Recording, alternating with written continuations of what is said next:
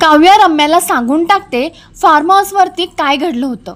तर लग्नानंतर होईलच प्रेम या मालिकेच्या आजच्या भागात आपल्याला पाहायला मिळणार आहे जीवाला स्ट्रेचरवरती घरी आणलं जातं, पण जीवा हा बेशुद्धच असतो। घरातले सगळेजणच खूप टेन्शनमध्ये आलेले असतात। मालिनीताई तर याचा सगळ्याचा दोष नंदिनीलाच देतात। काव्या पण खूप रडत असते। हे सगळं बघून रम्याला आता संशय आलेला असतो की फार्म हाऊसवरती नक्कीच काहीतरी वेगळं घडलं आहे। रम्या काव्याला घेऊन तिच्या रूममध्ये जाते। रूममध्ये आल्याच्या नंतर काव्याची अवस्था ही खूपच वाईट झालेली असते। तेव्हा रम्या काव्याला म्हणते की काव्या रिलॅक्स, मामा म्हणाले आहेत ना की आपण नंतर जीवाला बघायला त्याच्या रूममध्ये जाऊयात।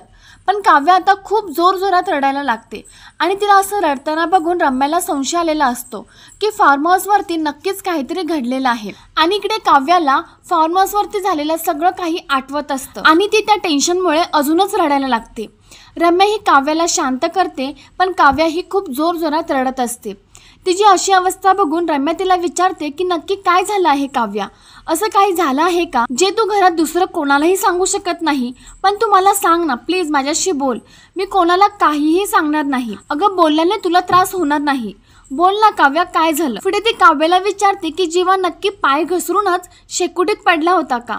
रम्याचे हे शब्द ऐकल्यावरती काव्या पटकन उभी राहते आणि तिला जीवाने भाजून घेतलेलं आठवायला लागतं। काव्याला असं बघून रम्या मनामध्ये विचार करते की ही इतकी रिॲक्ट होते म्हणजे नक्कीच काहीतरी झालं आहे, पण ही अशी सांगणार नाही। हळूहळू हिच्याकडून काढून घेतलं पाहिजे। मग ती काव्याला विश्वासात घेते आणि तिला म्हणते की काव्या तू ना सुरुवातीपासून सांग मला काय झालं ते। फार्म हाऊसवरती गेल्याच्या नंतर तुम्ही काय काय केलं? रम्या इकडे बोलत असताना काव्याला सुरुवातीपासून सगळं काही आठवत असतं आणि त्यामुळे तिला अजूनच त्रास व्हायला लागतो। मग रम्या तिला विचारते तिथं कुणाचं भांडण झालं होतं का?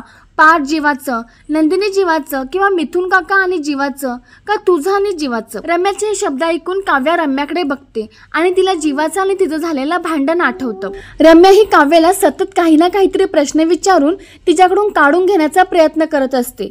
मग शेवटी न राहून काव्या म्हणते की त्या गेममुळे झालं सगळं। रम्या विचारते की कोणता गेम खेळला तुम्ही? काव्या म्हणते की ट्रूथ आणि डेअर, त्या गेममुळे झालं हे सगळं। आणि नंतर मग काव्या स्वतःशीच रडत म्हणते तुलाच गेम खेळायचा होता ना काव्या, हा या गेममुळे सगळं झालंय। आणि ती मोठमोठ्याने रडायला लागते आणि म्हणत असते काव्या तू का सगळ्यांना हा गेम खेळायला सांगितलास? आणि काव्या ही खूपच चिडलेली असते।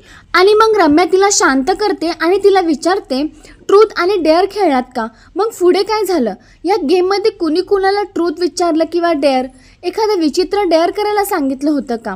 तर रम्या ही काव्याला सतत काय घडलं ते विचारत असते, पण काव्या ही अजूनपर्यंत तर शांतच असते। तर आता काव्या इमोशनल मध्ये येऊन रम्याला सर्व काही सांगते की नाही हे आपल्याला येणाऱ्या भागात पाहायला मिळेल। तर प्रेक्षकांना या सिरियलची अशीच पुढची अपडेट बघण्यासाठी व्हिडिओला नक्की लाईक करा आणि चॅनलला सबस्क्राईब करा।